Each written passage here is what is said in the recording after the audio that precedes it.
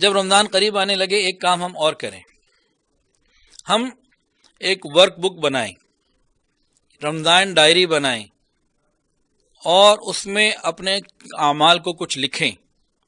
کیا لکھیں؟ رمضان آج شروع ہو رہا ہے، آج یکم رمضان ہے یا 29 شعبان ہے، 30 شعبان ہے، آج میری روحانی کیفیت کیا ہے میں لکھوں۔ نماز پڑھتا ہوں کتنا تعلق محسوس ہوتا ہے، ذکر مراقبہ اور تلاوت میں مجھے کتنا تعلق اللہ سے محسوس ہوتا ہے یا نہیں ہو رہا، عین سجدے کے اندر بھی مجھے کہیں اور کے خیالات آتے ہیں، اللہ نہیں یاد آتا۔ تو جو عبادات کے اندر میری کیفیت ہے میں اس کو لکھوں اور لکھ کے اپنے پاس رکھ لوں، کسی کو دیکھنے اور دکھانے کی ضرورت نہیں ہے۔ اور جب رمضان گزر جائے، عید کا دن آ جائے، اب میں اپنا محاسبہ خود کروں، تو اس پرچے کو نکال لوں کہ بھائی شعبان کی آخری رات میں میری یہ کیفیت تھی، آج کیا ہوا۔ اگر میری عبادات بہتر ہو گئی، کوالٹی بہتر ہو گئی، الحمدللہ رمضان کا فائدہ ہو گیا۔ اور اگر وہیں کے وہیں رہے، پھر ہمیں رمضان سے کیا ملا، کیا لیا ہم نے۔ اور اگر خدا نہ خواستہ نیچے چلے گئے تو جس نے رمضان میں بھی فائدہ نہ اٹھایا پھر کب اٹھائیں گے، اس کو ہم سوچیں۔ ایک کام ہمیں یہ کرنا ہے، اپنی روحانی کیفیت کو لکھنا ہے۔ یہ اہم باتیں ہیں، اگر آپ نے کر لیں انشاءاللہ اس کی برکتیں اللہ آپ کو خود عطا فرمائیں گے۔ دوسرا کام کیا کریں؟ اپنے گناہوں کو لکھیں، کون کون سے گناہ مجھ سے ہوتے ہیں، کون کون سے گناہ مجھ سے ہو رہے ہیں، اور اپنی بری عادتوں کو لکھیں، کون کون سی بری عادتیں میرے اندر موجود ہیں جنہیں میں چاہتا ہوں ختم ہو جائیں، ان دونوں کو لکھیں۔ اس کی بھی فہرست بنائیں، یہ بھی کسی کو دکھانے کی ضرورت نہیں، معاملہ تو اللہ کے ساتھ ہے، وہ تو سب جانتا ہے۔ اور ہم ارادہ کریں پکا کہ ہم نے ان عادتوں کو ختم کرنا ہے، اپنے اندر سے نکالنا ہے۔ یقین موجود ہونا چاہیے۔ بہت سے لوگ کہتے ہیں جی ہم تو بری عادت چھوڑ ہی نہیں سکتے، ارے یہ کیسی بات کرتے ہیں؟ اللہ فرماتے ہیں وَذَرُوا ظَاهِرَ الْإِثْمِ وَبَاطِنَهُ، چھوڑ دو تم وہ گناہ جو لوگوں کے سامنے کرتے ہو یا چھپ کے کرتے ہو۔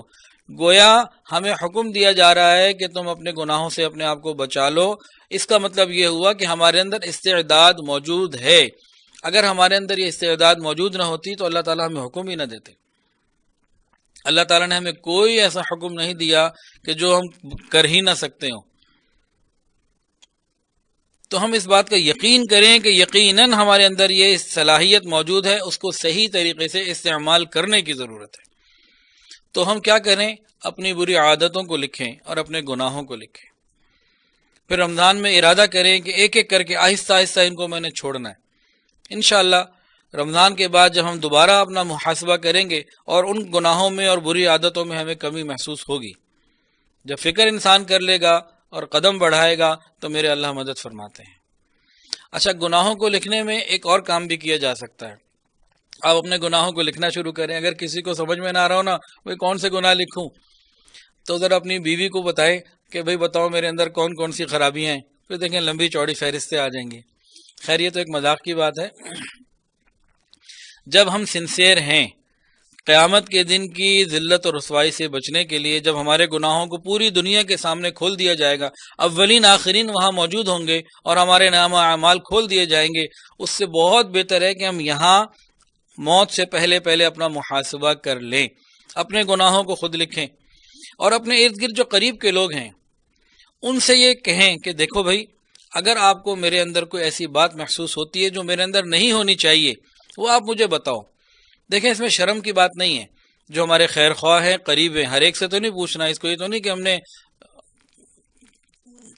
ایف ایم پہ دے دینا ہے کہ جی ساری دنیا سے پوچھنا، نہیں، قریب کے ایک دو لوگوں سے بات ہم نے کرنی ہے اور ان سے کہنا بھی دیکھیں ہمارے اندر کوئی آپ کو عیب نظر آتا ہے، کوئی برائی ہے، وہ ذرا آپ مجھے بتا دیں، میں اس کی اصلاح کرنا چاہتا ہوں۔ اور یاد رکھیں آپ پوچھیں یا نہ پوچھیں اس کو پتہ ہے۔ مثال کے طور پر ایک آدمی نماز کی پابندی نہیں کرتا، اب ہمارے قریب کے لوگوں تو بیوی کو تو پتہ ہے نا فجر میں نہیں اٹھتا، ہم اس کو ریئلائز نہیں کر رہے ہوتے بعض مرتبہ۔ جب ہم قریب کے ایک دو لوگوں سے اس قسم کی کوئی بات پوچھ لیں گے تو بہت ساری اچانک ہمارے سامنے چیزیں آئیں گی جو ہم سوچ ہی نہیں رہتے کہ اچھا میں تو اس کو محسوس ہی نہیں کرتا تھا اور اگلا بندہ اس کو برا محسوس کر رہا ہے۔ تو اس طریقے سے بھی کیا جا سکتا ہے، لیکن اس کی بھی حدود ہوں گی، ایسے نہیں کہ ہر ایک آدمی سے پوچھا جائے۔ تو ہم دوسروں سے اپنے بارے میں معلومات لے لیں۔ پھر گناہوں کو چھوڑنے کا ہم ارادہ کریں تو اس کے فضائل کو سمجھیں۔ حدیث کے اندر آتا ہے التائب من الذنب کمن لا ذنب لہ، گناہوں سے توبہ کرنے والا ایسا ہے جس نے گناہ کیے ہی کوئی نہیں۔ اس کے علاوہ یہ فرمایا التائب حبیب اللہ، گناہوں سے توبہ کرنے والا اللہ تعالیٰ کا دوست ہے، ہمیں اللہ کی دوستی مل رہی ہے۔